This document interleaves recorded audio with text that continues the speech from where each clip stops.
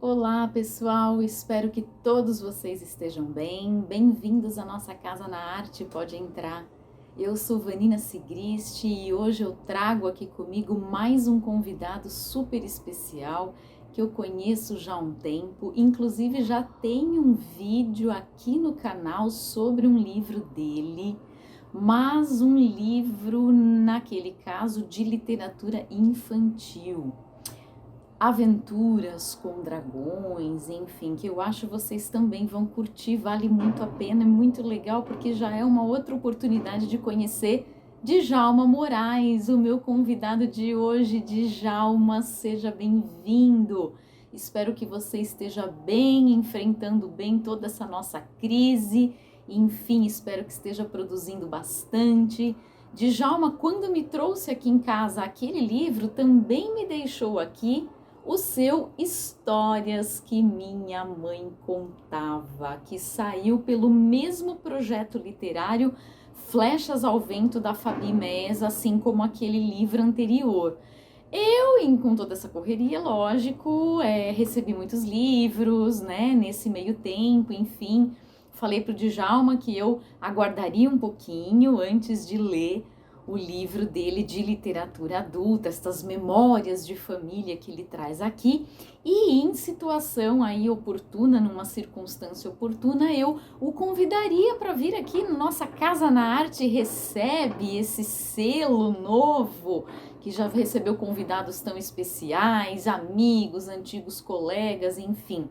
E hoje tenho então aqui comigo para conversar com a gente Djalma Moraes. Seja muito bem-vindo. Sinta-se em casa, Djalma. Antes de mais nada, eu gostaria muito que você falasse um pouquinho sobre algumas dessas figuras que aparecem aqui, que são os seus familiares, a sua origem e principalmente, claro, esta mãe que aparece aqui no título, que é a verdadeira protagonista aqui da história, a Dona Ana, não é isso? Fala um pouquinho então desta sua família e da ideia deste projeto.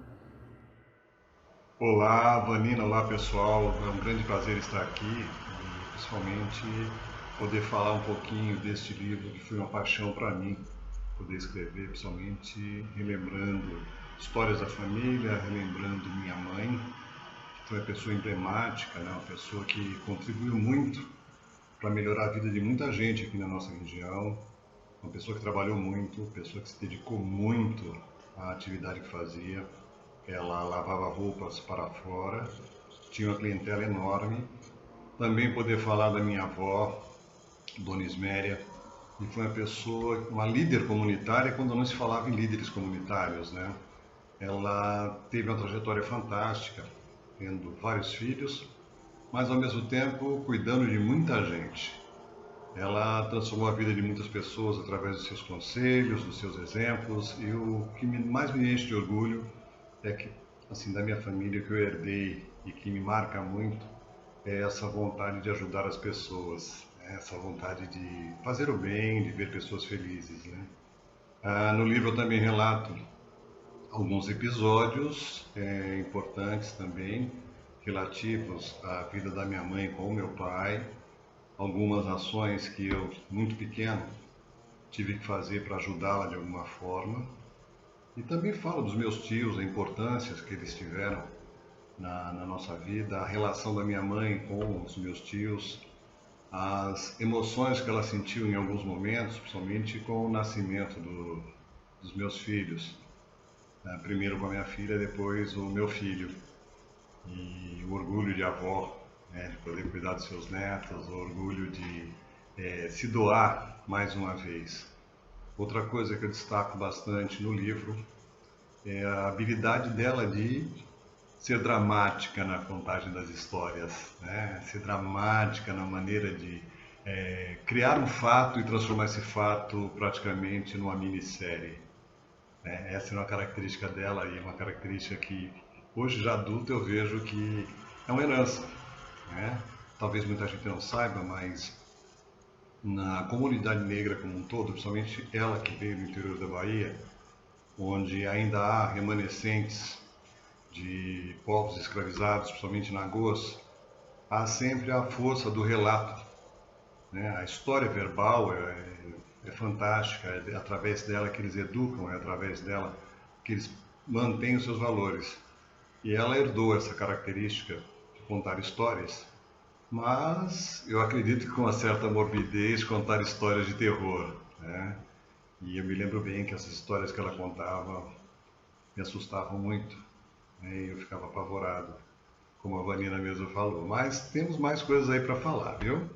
Eu confesso que quando eu recebi o livro, só pelo título, Djalma e amigos que estão aqui comigo, imaginei que fosse um livro em que você contasse várias fofocas, né, vários babados da sua família, dos seus familiares, enfim, porque são essas as histórias que mais valem a pena. Sempre tem histórias ou muito engraçadas que acontecem com aqueles familiares, né, assim de modo mais inusitado, ou histórias mais dramáticas, brigas, enfim, muitos conflitos, toda a família é feita de personagens assim. Eu confesso que lendo a obra me identifiquei com alguns trechos porque eu tenho na minha família personagens mais ou menos parecidas. Então, por exemplo, quando você fala de um avô em específico, Zacarias aqui, do cigarro de palha que ele fazia, não tive como não me recordar de uma bisavó que eu tive, minha bisavó materna, que a gente chamava de nona, né, porque ela tinha ascendência italiana, como, né, eu inclusive carrego no meu nome, porque o outro sobrenome que eu nunca, na verdade, cito aqui, mas que eu tenho, né, que é o meu primeiro sobrenome, é Carrara, era Emília, né, a minha nona, que fumava cachimbo com fumo de rolo. E o meu avô, por muitos anos, trabalhou numa tabacaria e eu me lembro do cheiro, do odor super forte do fumo de rolo que ele vendia, inclusive, na tabacaria. Ele levava pedaços para ela que ela ficava lá esfarelando para montar o bendito cachimbo. Então, quando você fala, por exemplo, do seu avô, eu me recordo da minha bisavó que tinha esse hábito de fumar. Como minha avó e meu avô também fumaram, a beça, enfim, infelizmente antigos hábitos que não foram ainda totalmente abandonados, né, mas que, creio eu, as novas gerações, talvez mais preocupadas com a saúde, com o bem-estar, estejam evitando. Então eu me recordo, é claro que essa questão da memória afetiva ligada ao odor, aos aromas, aos cheiros, aos toques, aos gestos, assim como as histórias, né, que você menciona aqui, começaram a, né, emergir e me fazer recordar também, claro, da minha família, né? Você fala muito dos tios, dos sobrinhos, enfim, como você agora acabou de expor, né, de vários personagens aí que são bem interessantes. E aí você, claro, tem uma predileção, neste caso, né, maior pela figura, claro, da tua mãe, que me pareceu uma mãe e tanto, uma figura bem interessante. E eu tenho aqui alguns, sei lá, episódios do livro, né, que eu selecionei que eu gostaria de comentar, e depois vou pedir que você, Djalma, por favor, também leia o seu trecho, a sua página, né, a sua cena, o seu episódio aí favorito, né? Então, em meio a todas essas figuras de familiares, o Djalma no livro, ele pontua, por exemplo, algumas manias, algumas superstições. Ai, gente, toda mãe, toda avó, todo vô, todo familiar, acho que todo mundo aqui tem alguém na família que tem sempre, né, uma figura aí mais de benzedeira, de curandeira, enfim, né, ou pessoas que passam esse legado, transmitem, digamos assim, esse conhecimento dito popular, né, mais intuitivo ou mais até místico, enfim, que é esse conhecimento das superstições que você menciona, tua mãe tinha, né, as predileções dela pelos programas de rádio e televisão, quer dizer, eu me recordo muito da minha avó assistindo a programas de televisão e os mesmos telejornais, as mesmas novelas, né, que você mencionou aqui, enfim, que marcaram uma época e uma geração de um período em que não havia esses serviços todos de streaming como a gente tem hoje, catálogos, TV paga, enfim, então era o que estava passando na televisão, e a televisão às vezes ficava ligada por horas, porque era a forma mais, né, predominante ali de informação, de entretenimento, de lazer e que reunia muitas pessoas, né, ao redor ali da televisão, na sala, no cômodo em que estivesse, para que as pessoas pudessem assistir juntos, comentar, enfim. Então eu tenho muitos episódios também, né, na minha memória, assim, da televisão, do telefone, do rádio ainda serem muito presentes, ficar por horas e horas tocando com música, enfim, menos até do que a gente hoje, acho, né, tem o hábito de fazer, de praticar em casa. E aí o Djalma fala justamente dessas, tem um capítulo reservado aqui a essas manias e superstições, por exemplo, essas predileções, enfim, que eu também reservei para poder comentar com vocês, porque, por exemplo, ela gostava de assistir luta livre aos sábados à noite, né? Você comenta aqui no livro, programas de auditório. Eu me recordo muito da minha avó assistindo Dercy Gonçalves, por exemplo, ou aqueles telejornais que eram os mais dramáticos, os mais sensacionalistas, e ela ficava, né, assim, impactada, vinha contar as notícias quando ligava, telefonava, logo falava daqueles mais, né, telejornais, digamos assim, que nos deixavam um pouco assustados. Aliás, essa questão do susto, do medo é algo que permeia o livro e é muito curioso, porque é outra ideia que eu fazia do livro quando eu ganhei o livro que se desfez. Isso é bem legal, porque eu fiz um preconceito do livro, e quando eu li o livro, mesmo essas histórias que a mãe contava, não eram as histórias de carochinhos, continhos de fadas, e as histórias que foram, ao longo do tempo, inclusive perdendo esse sabor assim mais assustador, grotesco, dramático, e foram ganhando assim feições mais infantilizadas, inclusive mais Disney, né?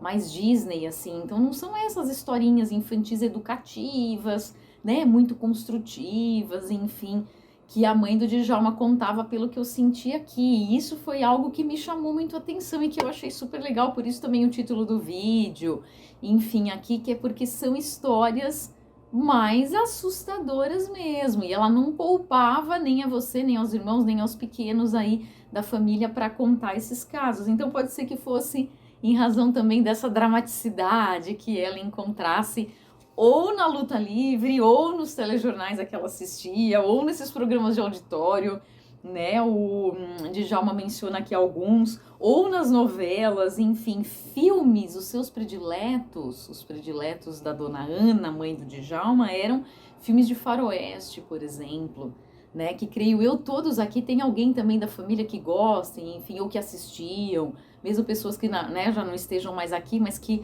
né, marcaram aí a vida, a nossa vida, porque tinham aí esses gostos, essas predileções, enfim. Mas eu gostaria de falar então sobre essas tais histórias. Que histórias são essas, né, Djalma, que você mencionou aqui? Porque pelo que eu entendi, muitas ela aproveitava de algumas personagens que moravam na vizinhança, né? Então aí, aquela fulana é uma fulana cachaceira que bebe a beça, enfim, toma uma garrafa de pinga todo dia, ela vai vir te pegar à noite, olha só, tomar cuidado. Quer dizer, as personagens assim mais locais, que acabam ganhando essa roupagem mais folclórica, de um folclore popular, enfim, né, que marcaram a época, mas também já as lendas folclóricas tradicionais, que ela contava, e em 2 momentos do livro você inclusive destaca a lenda da mula sem cabeça, que na boca da tua mãe ganhava variações e requintes e toques especiais. Eram detalhes que eu acho que ela acrescentava, né, conforme o humor e o estado de ânimo dela naquele dia, né? Então eu selecionei aqui o meu trecho que eu gostaria de comentar, que é justamente este, em que Djalma nos apresenta a figura da sua mãe como contadora de lendas folclóricas, tais como esta que aparece aqui, que é da mula sem cabeça. que ela contava que saía cavalgando por entre as casas do povoado, assombrando todos aqueles que estivessem fora de casa, e para que ela não causasse nenhum mal, as pessoas deveriam ajoelhar-se, baixar a cabeça e ficar com o punho fechado apoiado no chão sem mostrar as unhas. Porque se não fizessem assim, ela atacaria e até poderia matar aquele que desobedecesse esta regra. Aí até você diz, nada nos deixava mais apavorados, né, do que a história do lobisomem, que ela contava com detalhes e tal. Então, lobisomem é outro clássico do nosso folclore. Principalmente você, que eu entendi que tem uma origem baiana, de pais que vêm do interior, vêm para São Paulo tentar vida, depois vêm para Santos, moram aqui, aí voltam, enfim. Então tem muito a referência das cidades bem menores e dos vilarejos e da cidade grande, né, da metrópole, enfim. Então a gente traz com a gente dos lugares de onde a gente vem estas lembranças e tradições, e mesmo estando numa cidade grande, um pouco é esse pedaço do chão, da terra, daquele sítio, daquela propriedade rural, daquela comida, né, que você comia, que é trazido, que é carregado, claro, para quando a gente viaja, vem, se desloca, pode ser para o mundo todo, o que for, a gente traz a família junto, eu acho, nesse sentido. Assim como eu me lembrei da minha bisavó, me lembrei muito da minha avó materna lendo livro, me lembrei, claro, da minha mãe. Mas são figuras que não têm tanto, não ocupam talvez mais tanto. Hoje em dia, esse papel, essa função do contador e da contadora de histórias, que coloca as crianças dormir e conta uma história, enfim, né? Porque minha mãe, por exemplo, lê muitos livros para o meu filho, gibis, enfim, né? Mas já é baseado muito nas histórias que são lidas. Estas histórias contadas do passado, teve uma oportunidade aí recente, inclusive no finzinho do ano passado, em que a gente se encontrou, se reuniu para o fim do ano. Eu há muito tempo não os encontrava, porque em razão da pandemia também não tenho ido visitá-los, enfim, mas eu estava na casa dos meus pais com meu filho e surgiu essa oportunidade dela contar algumas histórias de família que eu nunca havia ouvido. Nunca tinha escutado, não sabia que tinham acontecido coisas, inclusive, tão interessantes, principalmente com as mulheres da minha família, com as minhas ancestrais, as gerações anteriores. E ela me contou, em razão, acho que do momento pelo qual a gente estava passando e também, né, por mudanças que sempre acontecem, ela se sentiu mais à vontade de contar sobre experiências pessoais e da mãe, da avó, né, enfim, que foram bem legais que eu conhecesse, mas eu conheci agora, né, já adulta. Então, toda a família, eu acho, tem histórias a contar e histórias a esconder. Toda família, em algum momento, decide abrir a boca e contar alguma coisa legal e interessante que tenha talvez ficado calado e silenciado por tantos anos. E aí surge o momento de dizer, porque não é a qualquer hora que você diz qualquer coisa.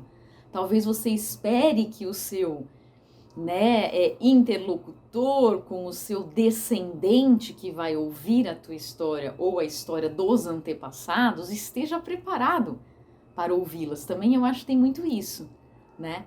Eu não sei se foi isso que aconteceu com você, Djalma, se sua mãe costumava contar estas histórias que você relata aqui, até quando vocês também já eram maiores, enfim, porque quando a gente é criança tem esse universo muito lúdico e imaginativo do contar histórias que realmente nos acompanha. Infelizmente a gente cresce, passa o tempo, se torna adolescente, se torna jovem, adulto, você saiu de casa muito cedo, pelo que você conta aqui. É bonita aquela cena em que você diz que nunca viu sua mãe chorar tanto, foram poucas as vezes, mas uma delas foi quando você saiu de casa. Foi embora com 15 anos para tentar ganhar vida, ganhar dinheiro, e ela estava fazendo a sua mala e muito provavelmente, claro, né, se emocionou em razão desta partida. E as partidas são realmente muitas vezes dolorosas, né? Mas eu entendo que ela sabia que você estava pronto para partir e que você foi ganhar o mundo, né? E na sequência você até diz, e eu cresci, e eu fui trabalhar, e eu, né, não necessariamente ganhei dinheiro, mas eu fiz muita coisa na minha vida, eu me apaixonei, eu me casei, eu descasei, eu casei de novo. Então a tua vida, né, teve filhos, agora neto, a tua vida tomou um rumo realmente como toda a vida toma, né? E você foi vivendo esses momentos mesmo longe dela, mas carregando muito provavelmente Dona Ana dentro de você, como todos aqui carregam, ou a mãe, ou o pai, ou alguma outra figura. Às vezes é muito mais a avó ou o vô, porque é quem realmente cria. Às vezes é uma mãe, um pai, um cuidador adotivo, enfim, mas uma figura assim com quem a gente tenha esse tipo de ligação e de vínculo, não necessariamente biológico, mas aqui principalmente afetivo, mesmo que de figuras muito bravas, muitas vezes impacientes, né? Muitas vezes exigentes, porque a gente acaba sendo, não tem como. Né, para poder educar na tentativa de fazer o certo, a gente impõe opiniões, a gente às vezes, né, protege demais por medo que sofra, e não é o certo. A gente sabe, quando a gente se vê, a gente já está envolvido numa situação assim. Não sei se vocês estão se identificando com essas histórias aqui que eu estou contando. Bom, todos aqui devem ter muitas histórias de família para contar, então se quiserem podem contar, fiquem à vontade, deixem aí nos comentários. Mas agora, depois da leitura desse meu trecho que me chamou a atenção, que foi de Djalma dizendo que na verdade a sua mãe não tinha dó nem piedade, e as histórias que ela contava muitas vezes, ao invés de fazê-lo dormir, tiravam o teu sono, porque você ficava assustado, amedrontado, achando que essas figuras tenebrosas chegariam e te tirariam o sossego. Gostaria que você então agora, Djalma, voltasse aqui para nossa conversa e lesse um trecho do livro que tem talvez um sabor mais especial para você. E uma das coisas que eu queria destacar aqui é que na página 41 do meu livro, né, no capítulo 6, eu coloco aqui: quando minha mãe queria prender nossa atenção ou causar alguma espécie de receio, ela conseguia tirar da mente histórias apavorantes, ampliadas pela sua mente criativa, após ela ter ouvido alguém contá-las. Foi assim com a narrativa sobre Maria Sapa. Um dia, em uma conversa com Dona Natália, uma senhora que sublocava o local onde morávamos, ela ficou sabendo da história de uma moradora de rua que, de tanto beber cachaça, tinha os lábios inchados e salientes, dando-lhe a referida aparência, de tal forma que acabou recebendo tal apelido. Minha mãe se apropriou da história, e cada vez que tanto eu quanto meu irmão fazíamos alguma coisa que a desagradasse, ela dizia que iria chamar a tal Maria Sapa para nos pegar, o que nos causava muito medo e nos fazia prometer que teríamos bom comportamento. Bom, Maria Sapa não é muito diferente do velho do saco, que muitas mães às vezes usam para assustar seus filhos, né? Mas era uma figura mítica, né? Uma figura assustadora que nós nunca tínhamos visto, mas imaginávamos. De outra forma também, né, o período da quaresma para a gente era apavorante, porque era a época que ela contava as histórias de assombração, somente da mula sem cabeça, né, em que ela dizia que para a mula não fazer nenhum mal a ninguém, quem topasse com ela tinha que se ajoelhar, esconder as unhas e abaixar a cabeça, né, que ela passaria e não causaria nenhum mal. História de lobisomem, né, uma das coisas que ela falava é que para perceber a presença do lobisomem a gente ouvia um barulho como se fosse bater de asa de pombos, que eram as orelhas dele, né? E isso ficou muito gravado. Então a quaresma para mim eram 40 dias de medo. Durante o dia tudo bem, mas de noite eu ficava assustadíssimo, com medo que aparecesse o lobisomem, que aparecesse a mula sem cabeça, né? E outros seres mais presentes no folclore, né, no Brasil. Uma vez nós fomos ao interior passar umas férias e na primeira noite que a gente estava lá, o pessoal sentou-se à beira da fogueira enquanto, né, faziam a digestão e relembravam as passagens das vidas deles na roça e essas coisas todas. E dali a pouco começaram a contar as histórias assustadoras, né, de fantasmas, de pessoas que morreram e voltaram, e eu, nossa senhora, eu estava tremendo de medo, tentando não ouvir, mas não tinha jeito. Era interessante isso, né? Porque sempre que eles se encontravam, contavam as histórias do dia a dia, a vivência no campo e tal, mas sempre tinha lá uma história de alguma coisa que aconteceu, de alguém que voltou para assombrar a família, né? E coisas do gênero. Era muito comum isso me marcou bastante. Outra coisa que eu destaco, né? Quando as pessoas iam em casa, às vezes para jantar, para almoçar, minha mãe sempre servia primeiro os adultos, as crianças depois.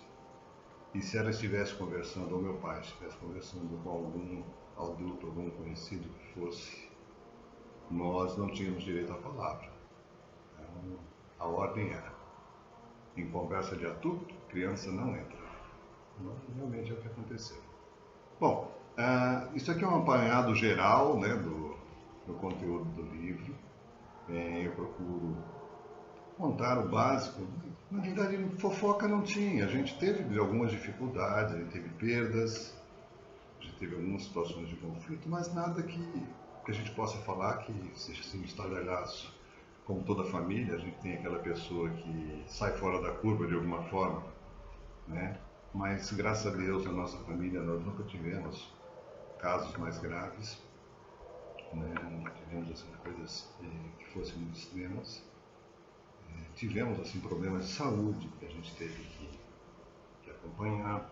Meu irmão faleceu tem algum tempo, faz uns 3 anos agora. Ele sempre teve muito problema de saúde, embora fosse uma criança extremamente ativa, rebelde, que devia ser portadora de transtorno de deficiência, não autista, mas assim, ele era hiperativo. E essa hiperatividade dele causou uma ansiedade muito grande, isso causou uma série de problemas dele de lidar com as pessoas. Mas era uma pessoa de boa índole, né? Não causava mal a ninguém. A minha irmã sempre foi tratada como uma princesinha da casa, porque era bem mais nova, 3 anos mais nova que eu. Então, a nossa relação é uma relação bem diferente, porque eu mais velho, 2 anos mais velho que meu irmão, aliás, 1 ano mais velho que meu irmão, e 3 anos mais velho que a minha irmã. Então, recaía sobre mim muita responsabilidade, principalmente naquela época, e eu me lembro que eu procurava me dedicar o máximo possível, né? Só que, assim, na minha visão de criança, eu quase não tinha espaço para ser criança, eu tinha que ser um mini adulto quase o tempo inteiro. Isso me causou uma percepção muito grande, profunda de algumas coisas, e marcas bem interessantes, né, que me fazem olhar o mundo de um jeito diferente hoje. E agradeço a minha mãe também, porque me auxiliou a também ver as coisas e agir, né, tomar iniciativa também. Falar da minha mãe é uma coisa interessante, porque, como toda mãe, ela tem defeitos, né? Aliás, teve defeitos, qualidades. Em alguns momentos ela foi extremamente rígida com algumas coisas e, principalmente mesmo sem ter razão, ela não se dobrava. E com o tempo ela aprendeu que nem sempre ser o melhor caminho. E eu, como filho mais velho, teoricamente, né, porque ela teve, foram 10, dos 10 só 3 viveram. Então ela talvez tivesse um receio muito grande e aquela vontade louca de proteger os filhos, de cuidar para não perder mais nenhum. Isso às vezes deve ter feito com que ela ficasse um tanto quanto radical em algumas coisas, né? Mas no fundo, como toda mãe, cheia de amor, cheia de criatividade e coisas do gênero. Uma das coisas que eu sempre me lembro dela e que valoriza muito a nossa relação é que, com o passar dos anos, ela foi adoçando, ela foi adquirindo uma percepção de mundo que extrapolava um pouquinho aquela redoma que ela procurava viver. E algumas vezes em conversas com ela, ela se abriu comigo dizendo que pedia perdão para mim por ter sido às vezes tão rígida e me culpado de coisas que na realidade não eram minhas. Afinal de contas, a gente, quando é criança, a gente tem uma noção exagerada das coisas e a mãe, pra gente, é sempre a figura mais importante. Eu sei que eu me magoei muito quando criança, quando às vezes ela me tratava de uma maneira que eu achava que não merecia, mas eu nunca julguei que ela fosse a pior mãe do mundo por causa disso. Na realidade, meu livro não é aquele livro da dona da Pepsi, né, que fala muito mal da mãe, né, quando na realidade não. Eu estou descrevendo minha mãe como um ser humano dotado de coisas boas e talvez até coisas não tão boas, mas uma mãe que procurou educar os filhos, dar bons exemplos também. Uma das coisas que eu destaco da convivência com ela é que assim, era uma pessoa extremamente altruísta, uma pessoa extremamente cuidadosa com as pessoas à sua volta, uma pessoa que tinha uma característica interessante, estar sempre disposta a ajudar, sempre disposta a ser um bom ouvido para aquelas pessoas que precisavam, sempre disposta a tomar uma iniciativa para minimizar o sofrimento alheio. Isso, para mim, era impressionante. Né? Nunca passou uma pessoa na frente da nossa casa que pedisse alguma coisa que a gente não desse uma condição de dar. Ela sempre tinha um prato de comida, sempre tinha um pedaço de pão, um pouco de café para alguém. E sempre que chegava alguma visita em casa, ela sempre dava um jeito, né, de servir um café. Eu já corria, né? Ela me mandava ir à padaria buscar pão fresco. Se não tinha café, ela servia um chá, ou chamate, ou às vezes até chá de hortelã, que a gente tinha bastante em casa, ou mesmo capim-cidrão, que a gente também tinha, né? Como toda a casa antigamente, né? E assim, era sempre acolher, sempre receber, sempre dar o melhor. Com os netos também não foi diferente. O nascimento da minha filha mexeu demais com ela, com meu pai, principalmente com ela, né? E quando nasceu meu filho, então, foi uma coisa de louco. Ela se desmanchou em mil, né? E a gente sabe que, como mãe, esse cuidado, né, ele, com o tempo, ele extrapola, né? Passa dos filhos para os netos. E com os netos é mais exagerado ainda. Mas eu vejo assim com muito carinho, né, essa relação que eu tive com ela, com muito respeito, né? Elogio demais a sabedoria que ela tinha, mesmo sendo uma pessoa com pouca instrução formal, mas ela sabia ler, escrevia razoavelmente bem, mas uma coisa que ela tinha que me impressionava era a percepção das coisas, a profundidade com que ela conseguia analisar determinadas coisas, e isso fazia com que ela conseguisse algumas coisas que para outras pessoas seria muito difícil, né? Ela era uma pessoa que gostava de conversar, mas assim, gostava muito de ouvir. E interessante que pela origem que a gente tem, né, meus pais vieram do interior da Bahia, de uma região chamada Caetité, né? Minha mãe nasceu em Guanambi, que é quase na divisa com Minas, né? Mas viveram bastante tempo na região de Caetité, onde nasceu meu pai. E morava no sítio, né? Morava no mato. E meu pai a conheceu criança. E ele sempre disse para minha avó que se casaria com ela, e foi o que realmente aconteceu. E por vir dessa região, uma região em que ainda existe populações quilombolas, e que meu avô, também de origem quilombola, Nagô, trouxe para o seio da família algumas coisas. Né? Minha avó era descendente de índios, né? Então tem muita coisa da tradição oral que ficou presente na família, né? Então a transmissão do conhecimento por via oral era comum. Histórias, exemplos, né? Vivências, né? Isso era uma coisa muito comum entre a gente. E ela fazia questão mesmo de colorir, né, tudo que contava, colocar cores dramáticas, né, nas coisas. Havia uma teatralidade na maneira com que ela contava os fatos que era impressionante, deixava a gente com os olhos arregalados. E uma coisa interessante, como eu falei, meu livro não é um livro de terror, não é um livro de suspense, não, na verdade é um livro que conta como a gente vivia. E um detalhe que eu destaco, que eu acho muito legal, é que assim, as histórias, elas eram muito vívidas. Então, não só pela minha mentalidade de criança, mas todo mundo que convivia com ela sabia que ela contava histórias muito bem. E muitas histórias que ela contou para mim, quando criança, foram muito significativas, né? Ela tinha uma sobre a princesa de Bagdá, que era muito bacana. ela tinha histórias sobre do tempo que os animais falavam, que eram lindas, né? E sempre carregadas de uma lição de vida, uma moral, um lado cômico, né? E a gente, criança, ria demais. Uma das coisas que a gente fazia, isso quando eu tinha lá meus 4, 5 aninhos, meus irmãos eram menores, era sentar-se no quintal de casa, né? A gente não tinha TV, só tinha rádio, e ficar ali, olhando as estrelas, conversando com alguns vizinhos. A gente morava numa casa de cômodos, então tinha umas pessoas que conviviam conosco, e a gente brincando de trançar o cabelo dela. E muitas vezes, quando não tinha outras pessoas por perto, ela estava ali contando histórias pra gente, brincando, ensinando a gente a trançar capim para fazer algumas brincadeirinhas e tal. Então isso aí era uma coisa muito vívida pra gente, né? Isso me marcou muito na vida, porque assim, eu me transformei também num contador de histórias, que hoje escreve, né? Eu tenho uma sede muito grande de escrever, de passar para o papel as minhas percepções das coisas, que é uma herança, né? Dos filhos, eu fui o único que procurou estudar um pouco mais e um pouco mais além.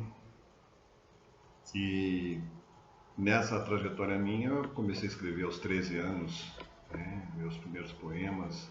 Ainda recentemente estava lembrando que com uns 9 anos de idade, eu lembro que eu fiz um desenho uma vez na escola, e esse desenho tinha um pequeno poema que eu escrevi, né? Então, assim, já tinha em mim essa semente, que foi plantada por quem? Por minha mãe.